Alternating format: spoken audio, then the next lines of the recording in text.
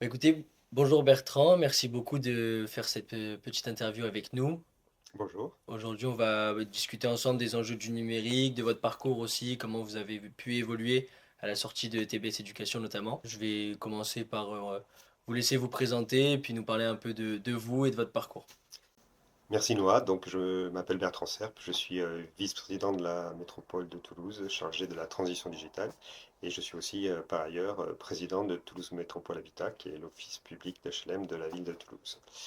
Alors, mon parcours, il est assez simple, hein. J'ai quitté TBS. Ensuite, j'ai commencé à travailler dans un grand groupe qui s'appelle Motorola, qui s'appelait Motorola puisqu'il n'est plus présent à Toulouse, au marketing, sur le marketing développement des nouveaux produits. Et puis après, ils m'ont proposé un poste aux États-Unis. Je préfère rester à Toulouse et c'est là que j'ai commencé à travailler dans le privé à Toulouse. Et puis j'ai monté une boîte de communication. Et puis petit à petit, je suis arrivé à un investissement public, à la politique et j'ai été élu. Et maintenant, je suis aux affaires publiques sur les sujets du numérique et du logement sur la métropole toulousaine. Justement, moi j'aurais aimé savoir aujourd'hui qu'est-ce que vous a apporté TBS à la sortie de l'école, que ce soit le réseau, l'expérience, peut-être aussi de l'expertise dans certains domaines. Qu'est-ce que vous diriez aujourd'hui à TBS pour les remercier et savoir comment ils ont pu influencer votre parcours par la suite? Alors, je dis merci effectivement à TBS parce que moi j'ai un double cursus, un cursus scientifique et puis après un cursus donc management et ça m'a permis effectivement d'ouvrir à de nombreux sujets que j'avais pas l'habitude de pouvoir appréhender dans mes études et puis ça m'a permis de faire du marketing, de la communication et de pouvoir être entrepreneur, donc m'ouvrir à l'entrepreneuriat et ça a été une véritable opportunité. Et ça m'a aidé aussi avec le réseau, puisque le réseau des TPS, TPS Unis est important. Et avoir le réseau d'une grande école, ça sert aussi dans la vie professionnelle et dans la vie personnelle. Vous avez dit tout à l'heure que vous étiez donc vice-président en charge de la transition numérique au sein de la métropole. Est-ce qu'on peut creuser un peu plus sur le rôle de la métropole aujourd'hui à Toulouse, savoir expliquer un peu plus en quoi la métropole influe sur la vie des Toulousains aujourd'hui? Alors la métropole de Toulouse, c'est 37 communes, dont la principale, évidemment, c'est Toulouse, c'est la troisième ville de France. C'est aussi près de 3 milliards de budget et c'est aujourd'hui des sujets tels que, par exemple, ça traite des sujets tels que les mobilités, donc les transports, que ce soit les mobilités douces ou les mobilités classiques, mais aussi d'autres sujets comme l'économie. Alors, on est aménageur dans le cas de l'économie, c'est la région qui a la compétence de l'économie, mais nous, on intervient sur l'aménagement du territoire, et c'est dans ce cadre-là que, en fait, on travaille sur le projet de la transformation digitale, notamment du futur campus IA, intelligence artificielle et cybersécurité, qu'on est en train de développer à l'aube de 2028, puisque ça prend du temps, sur le Matadion, derrière cette friche industrielle, derrière la gare du Matadion. Et donc pour rejoindre un peu ce projet de campus IA, parlez-nous un peu des projets sur l'intelligence artificielle, sur la transition numérique au sein de la métropole. Comment vous voyez les choses? Quel rôle va avoir la métropole dans cette transition-là et qu'est-ce qu'elle va apporter, que ce soit aux étudiants ou même aux entreprises de la région Occitanie? Alors, sur la précédente mandature, on a beaucoup travaillé sur les sujets de ce qu'on appelait avant les smart cities, c'est-à-dire les villes intelligentes. Alors, smart city, c'est un vocable qui veut dire beaucoup de choses et pas grand-chose en même temps. Maintenant, on parle plutôt de villes durables et innovantes. On a toujours travaillé sur un partenariat public-privé entre la collectivité, la métropole, et les entreprises. Et les entreprises, à la fois les start-up, avec l'écosystème de la French Tech, qui est assez puissant à Toulouse, on est capitale French Tech, euh, et puis aussi tous les grands groupes qui sont présents sur le territoire toulousain et toutes les ETI qui accompagnent le développement effectivement aussi d'Airbus Mhm. et du spatial qui est assez important aussi sur notre territoire.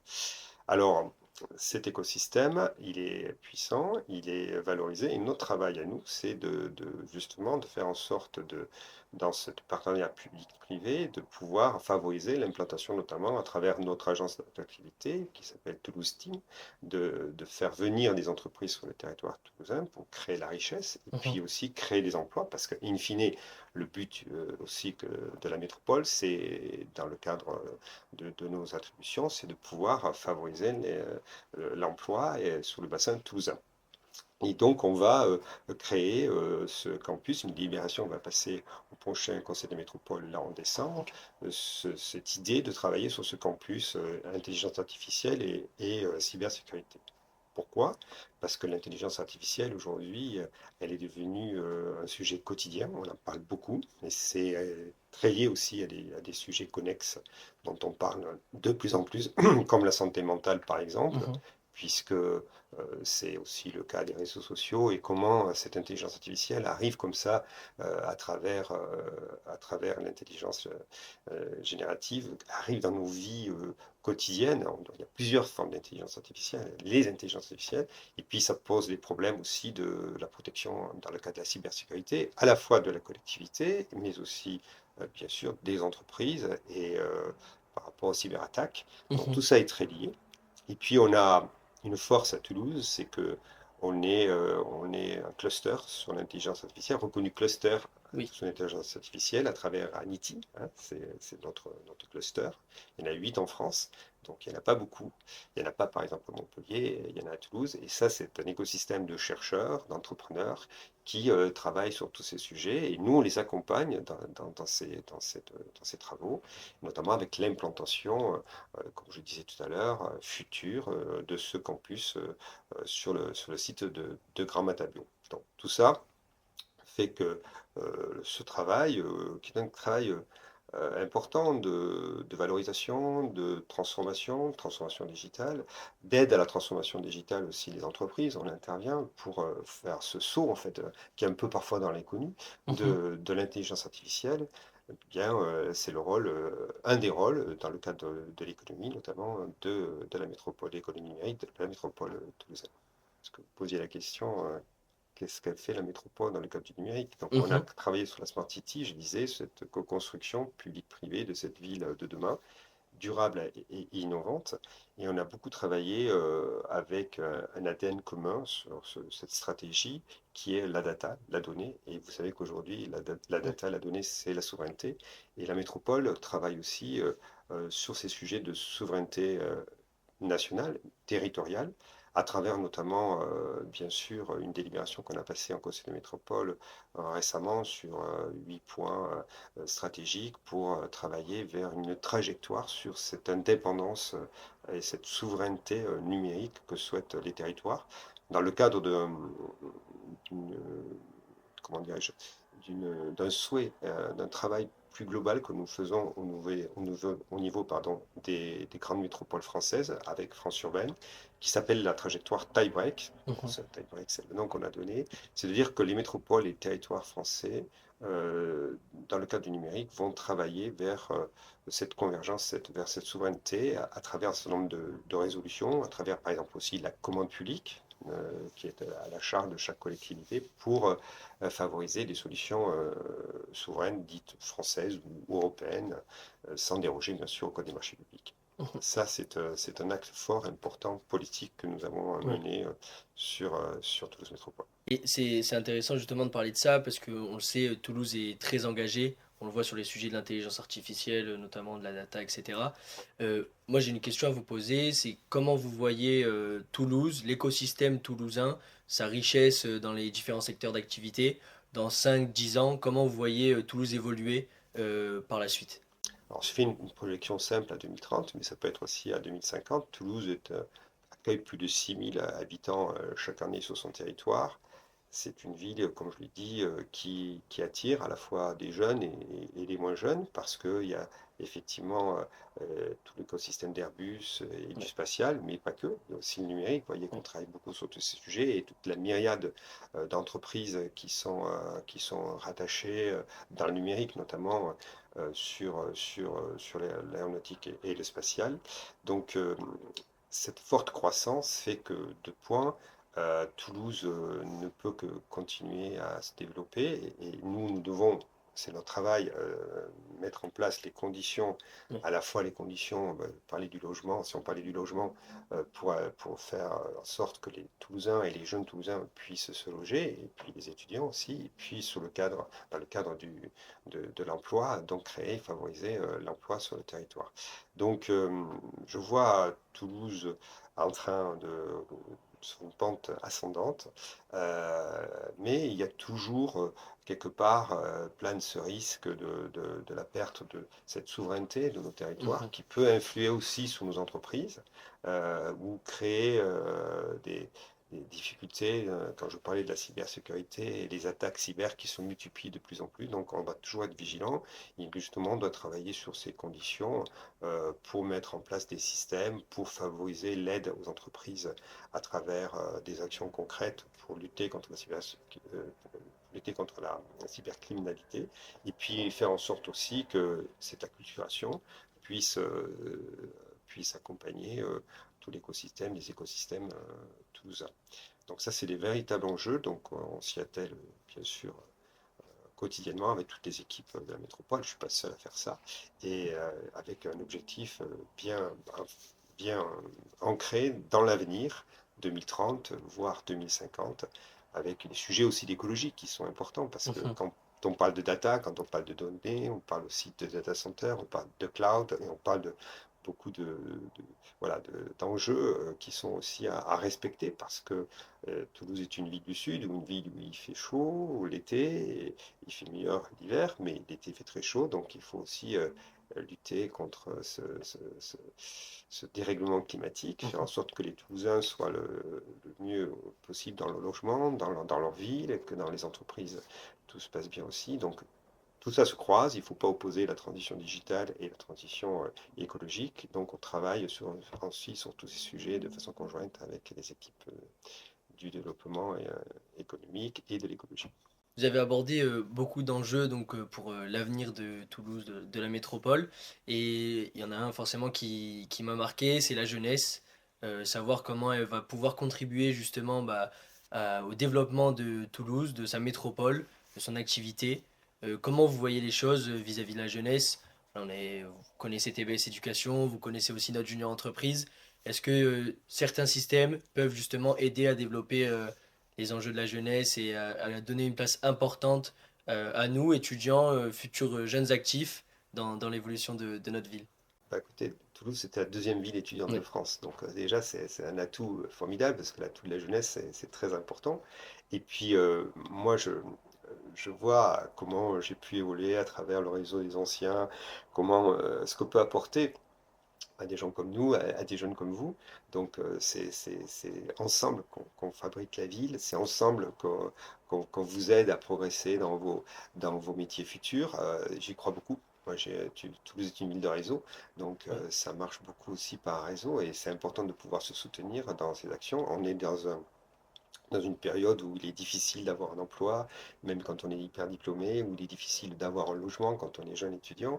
Donc c'est pour ça que, à travers l'action que l'on mène au niveau de la mairie avec le maire Jean-Luc Moudin sur le logement des étudiants notamment, Mhm. pour essayer de faire en sorte que chaque jeune qui arrive dans notre métropole puisse pouvoir se loger dignement avec le logement abordable. Et puis à travers aussi, comme je disais, l'effort en métier qu'on met en place au niveau de la métropole avec le numérique pour essayer de travailler sur ce réseau et bien sûr escadrer l'ensemble des écoles sont présentes sur ces sujets-là, facilite cet échange et cette diffusion finalement dans l'écosystème toulousain. Puis comme Toulouse est une ville internationale, ça permet aussi de rebondir avec les sites nationaux, mais à l'international aussi, parce que on a des échanges avec des pays si on parle du sujet du numérique, de l'Europe du Nord, donc la Norvège par exemple, la Finlande, les Pays-Bas, qui viennent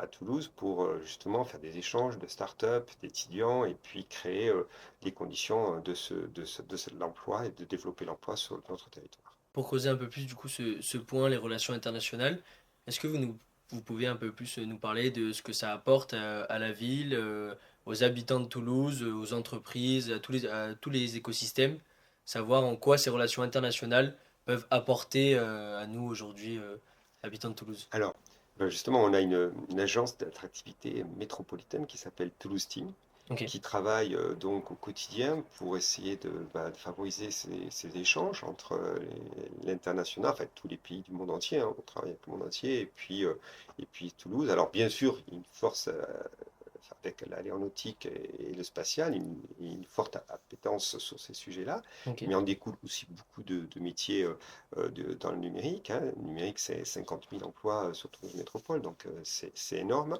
mais aussi des fonctions support comme l'audit, le conseil, la finance, le marketing, le management, et tout ça participe donc au rayonnement de notre territoire, et l'agence, il y a une cinquantaine de personnes qui travaillent là-dessus, sur ces sujets. Quand nous, on se déplace, effectivement, on a toujours une équipe qui nous permet d'aller pitcher pour représenter ce qu'on fait dans le cadre du numérique, dans mon cas, à l'international, et pouvoir essayer d'attirer des investisseurs parce que tous ces projets, comme le campus IA, Ouais. coûtent de l'argent. Il n'y a pas que la collectivité qui finance, ce sont des partenariats publics-privés à travers des sociétés de projets que nous sommes en train de mettre en place et qui ont besoin effectivement d'investisseurs plutôt institutionnels, mais aussi des investisseurs privés Mhm. qui sont des entreprises parce qu'ils ont un intérêt